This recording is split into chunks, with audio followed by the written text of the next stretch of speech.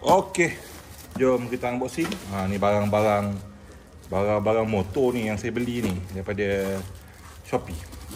Jom kita unboxing. Dia banyak barang ni.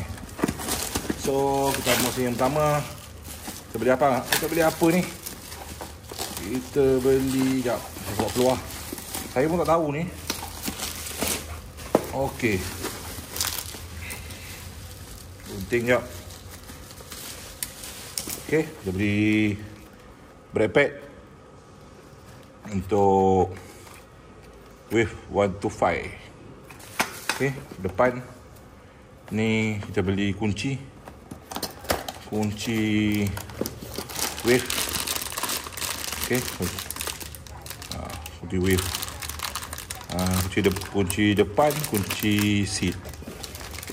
So untuk Wave 125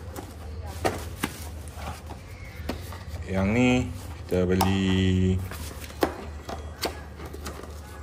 apa ni? Ni carbometer. Carbometer dia dah terbakar, so kita beli carbometer. Alright, dah siap. Okey, tutup balik.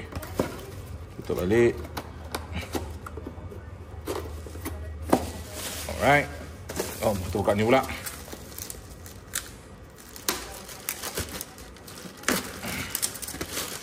Ni berat ni. Apa benda ni? Saya pun tak tahu saya beli apa ni. Saya tak ingat dah saya beli apa.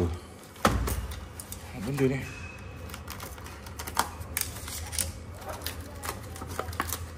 Okey. Ni bateri. Bateri. Kita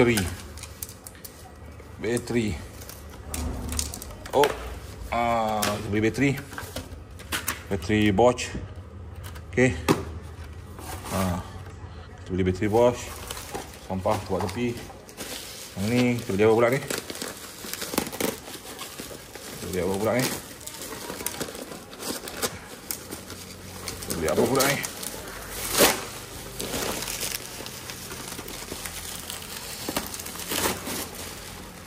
Ini adalah footrest Wave 125 footrest.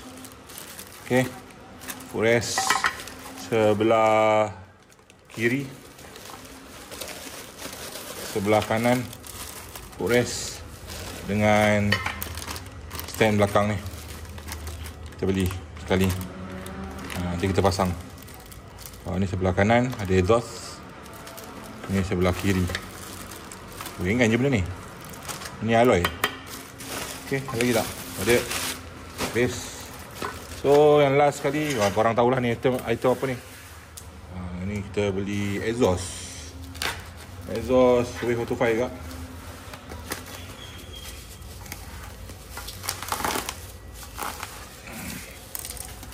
Okey, kita beli exhaust.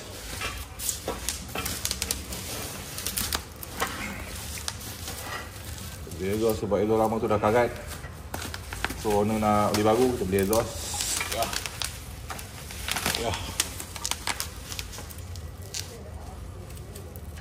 Ada banyak lagi barang tak sampai ni. Saya order macam-macam. Skru saya order.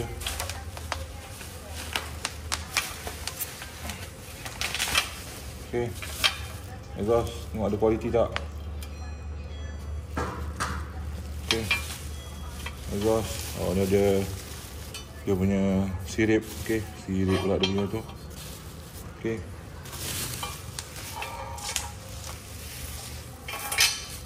Exhaust Wave 125. So sampai, nanti kita pasang lah kat motor. Alright. Video saya untuk kali ni. Jangan lupa like, comment, share video ni kawan. Dan sekali guys, tolong subscribe guys.